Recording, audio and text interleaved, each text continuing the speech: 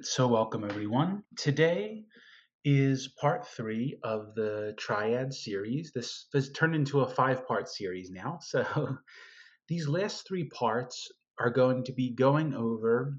I hope you've watched the first 2 parts, by the way, because this will be a little confusing if you haven't. So I suggest you go back and watch the first 2 parts first and get familiar with that. Then when you come to this one, what I'm going to go over in the last 3 parts is the 3 positions we've talked about already: the D pattern, the A pattern, and the F pattern. The 3 ways that you can play the major chord on the bottom 4 strings. We're going to go over each position, and I'm just going to show you how you can move a few notes, maybe 1 note in some cases, or maybe 2 notes in other cases, but all the chords that you can easily form in those positions. Right, so you can play with these if you want to help you write music, or you can see what you come up with, or you can memorize them if you want to. I'm also going to put a link for a free PDF down in the comments below if you want to get that. That will have the chord diagrams and the fretboard diagrams for all of the chords I'm going to talk about for parts 3, 4, and 5. And it's going to have the diagrams, the major diagrams for parts 1 and 2. So you can get all of those in one PDF file, and it's free down in the comments. So this is the pattern that we're talking about, this D pattern, right? That's what we were talking about before. We've gone over already in the other parts. So hopefully you already know this from the other lessons, but this is the major pattern. So this is just the major pattern, and this yellow note on the second string here is going to be the D, which just happens to be what this is. That's why we call it the D pattern, because it's the open D position. And this is the major chord position. From here, we're going to talk about how you can turn this into a minor chord. So let's start first with the minor chord. Remember, if you move this whole position up 2 frets, say, then this yellow note will become an E. So that's how you transpose it. That's how you change key. And all of these patterns apply no matter what key you're playing in. Okay, so if you know this pattern, this position, and you know the notes on the second fret, which is the root note, that yellow note there, you can move it to any note on the second fret, and that will be the major chord in that position. And same thing for the minor chord and all of the other chords we're going to talk about relative to where the root note is, that yellow note there. Okay, so let's get started. Here is the minor chord. The one note changes technically, but because the minor chord is only one note different. We won't go over all of the notes in each chord type because I have a separate video just on that shows you the chord formulas. I think it's called Chord Formulas. You can check that out if you want to know the actual notes in the chords. But right now I'm just going to show you how to make them pattern-wise so you can memorize the patterns. So the minor chord is only one note different from the major chord, but there's 2 notes that shift here because we're playing the same note twice, on the 1st string and the 4th string. So you're just going to slide, as you can see, this very dim note, these real dull white notes. We're just going to slide them down 1 fret. This is an F sharp to an F, if you're curious. And that's the only change that we make, those 2 notes, to come to a minor chord. So you slide those 2 notes down, and we wind up with this pattern here. Now, when these patterns happen to be in the open position, I will show you the closed position. In other words, when they involve some of the open notes on the string, I'll show you a closed position as well. This one doesn't. So we have the D major position, sounds like this.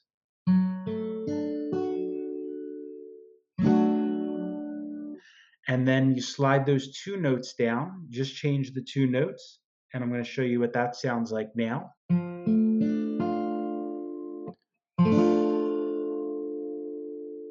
And now you can play this as a triad both ways. So in other words, you can take your first string off, your first finger off the first string, and just play the 4th, 3rd, and 2nd strings. Okay, or you can play just the bottom 3 strings. And since this is in an open position, this is the only time you can do this. It wouldn't be convenient to play otherwise, but you can also just play the 4th string open and the bottom 3 strings as they are in this diagram here. And you would just be doubling the yellow note instead of doubling the white note on the 4th string there on the 3rd fret, okay?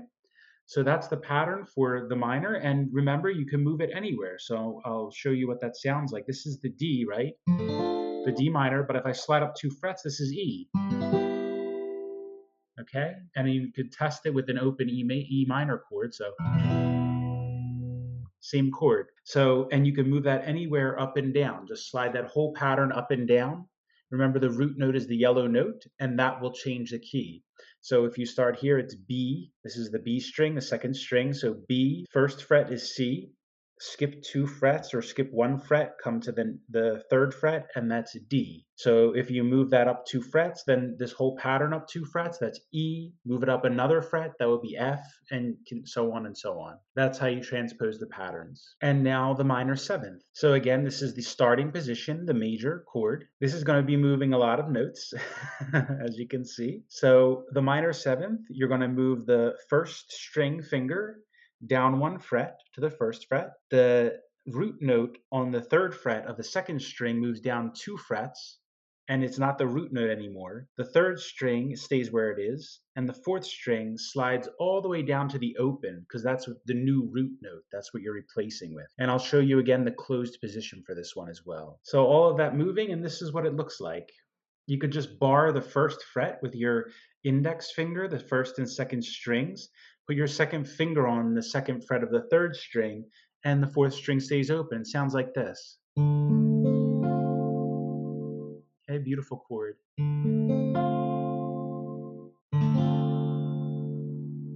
And again, like we talked about before, you can move this. This is a movable chord position. Now, the minor 7th has 4 notes in it, okay? So you can't just play. I mean, you could do whatever you want. You could play 3 notes if you want to, but for the full chord, you would play all 4 notes. Okay, so like we did with the other one, you wouldn't usually play just the bottom 3 or the top 3, but of course you could. It would just be on the bottom 3. It would be a different chord. The movable position. You're going to put your first finger on the fourth string on the 2nd fret. Right, this is going to be an E now, so this is not a D anymore. Moving up 2 frets so you can see. Then next fret over on the 3rd fret, you're just going to bar the 1st and 2nd string with your 2nd finger. This is one way to do it. And you can put your 3rd finger on the 4th fret of the 3rd string. So you can do it like that, or you can put your 2nd and 3rd fingers on the 3rd fret of the 2nd and 1st string, respectively. So the 2nd finger on the 2nd string, 3rd finger on the 1st string, and then put your pinky on the 4th fret of the 3rd string like this. So that's an E.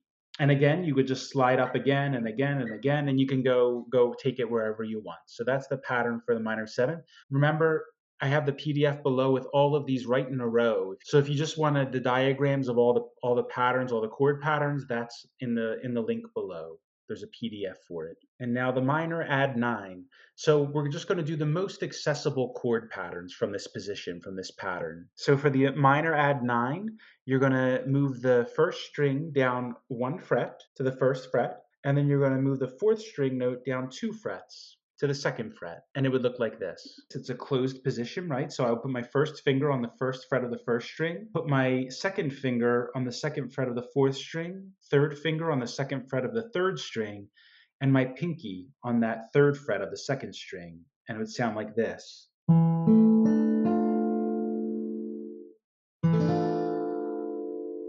So a little like ominous sounding, I guess. Not a chord that I use a lot in songs, but it's an option, right? And now a major 7th. So for this one, you're going to slide that root note on the 2nd string down 1 fret, so it's not going to be the root anymore. And you're going to replace the root with the open D string, the open 4th string. So slide that all the way down to open, and it's going to sound like this. You're just going to bar the 2nd fret with your 1st finger on the 1st, 2nd, and 3rd strings and play the 4th string open. So very pretty sounding chord, huh? And then again, you would have this position, this pattern for this chord. So if you want to move it up 2 frets, this will be an E chord, an E major 7, sound like this. And again, you can move that anywhere. That would be the movable pattern. So you can slide that up to whatever note you want. The root would be on the fourth string, so the second fret on the fourth string is an E. If you move it up to the third fret, it would be an F, and so on. And now a major add 9. So the major add 9, you're just going to change one note. So you're just going to slide the note on the fourth string down 2 frets to the second fret. So it's going to look like this. So this is already the movable position. What I would do is just bar the second fret with my first finger from the fourth string down to the first string, and then just put my second finger, or your third finger, whatever works for you, on this third fret of the second string, like this.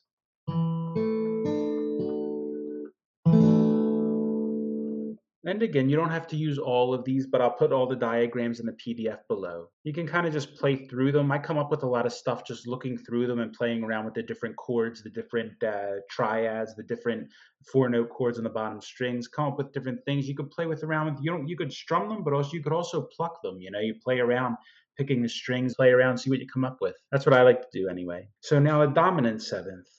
This I find is a very useful chord. I like to use this a lot. All chords are useful, it depends what kind of style you're playing. It depends on your sound, which is very unique. I tend to use more common chords. But if you're playing something like jazz, you use different stuff. Blues uses different notes. So for the dominant seventh, you're just going to move the second string down 2 frets to the first fret.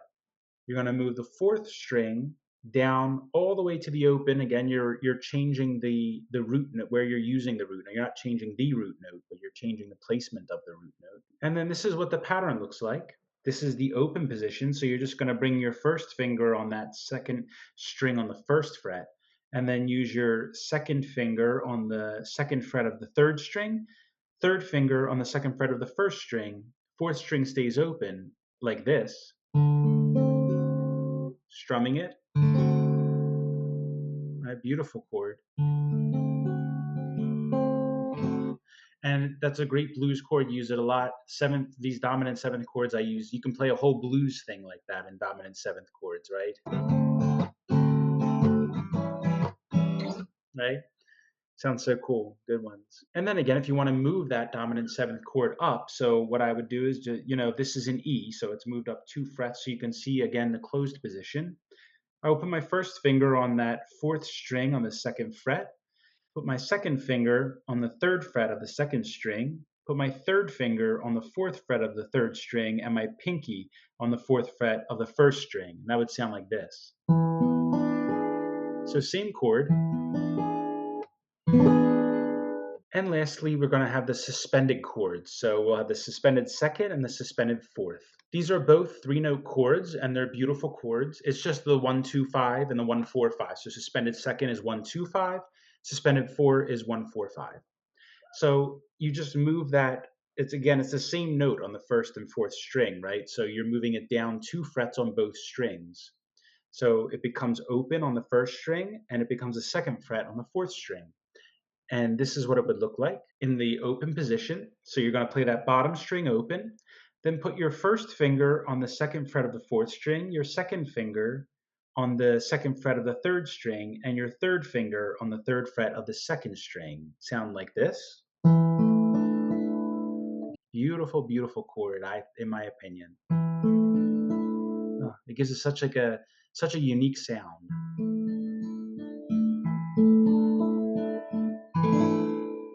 And then if you're playing it open, all you would do is we'll slide up 2 frets. So this will again be E. We're using E as the example, the second example. So same thing as before, I just switched the fingers. So it might be a little bit of a stretch for you if your fingers are not flexible to spread apart wide. So your first finger goes on the second fret of the first string, second finger on the fourth fret of the fourth string, third finger just below that on the fourth fret of the third string, and your pinky goes on the fifth fret on the second string. So that could be a bit of a stretch, but it sounds like this. And again, you can move that to anywhere you want. Anywhere on the second string, that root note will be that chord, wherever you move this position to this pattern, as long as you keep the frets as they are, the pattern as it is on the specific spacings, right? And last chord for this Triads Part 3 is suspended fourth. So here we're going to change the first string from the second fret to the third fret, move up 1 fret, and move the fourth string down to the open D. So it looks like this. The way I would finger it is I will put my first finger on the second fret of the third string and bar the second and first strings on the third fret there with my second finger. So, and leave the fourth string open. So it sounds like this.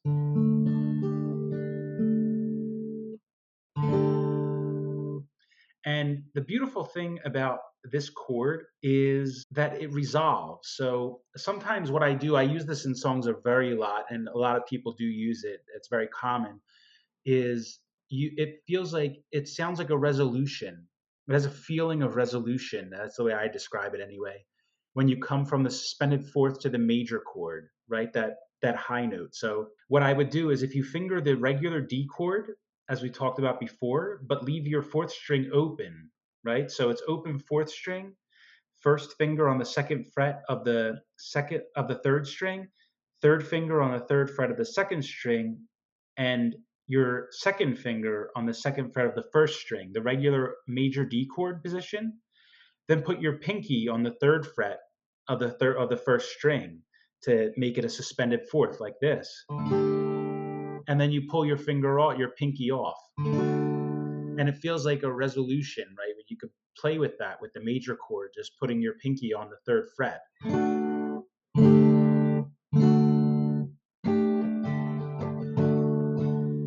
Right? It's a beautiful little combination.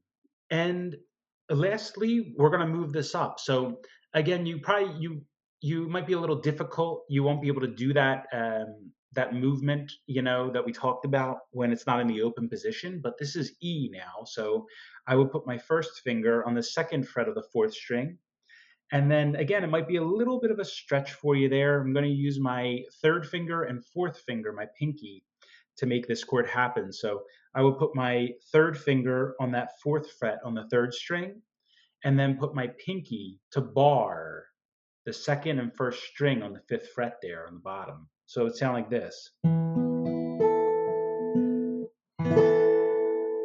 And again, you can slide that anywhere. That's the movable position. And that'll be it for part 3 now. That's all the chords. And remember, I have the patterns laid out very clearly in a free chord chart down in the description. It's also going to have the chord charts for parts 4, parts 5, so you can just have a look right in front of you, all the chord charts right in a row. And it'll also have the diagrams from parts 1 and 2 for the blues patterns and for the major chords with all the steps in between to find them very easily. So you can check those out. They're free in the description. So I'll see you next time for part 4. And remember, you only have to download that PDF once. I put the patterns for all 5 series, for the Triad series, all 5 parts in one PDF. So you don't have to download it in every video. It'll be down there, but you only have to download it once and you'll have all 5 parts. All right. So until next time, I'll see you next time for part 4. And until then, take care. Happy practicing.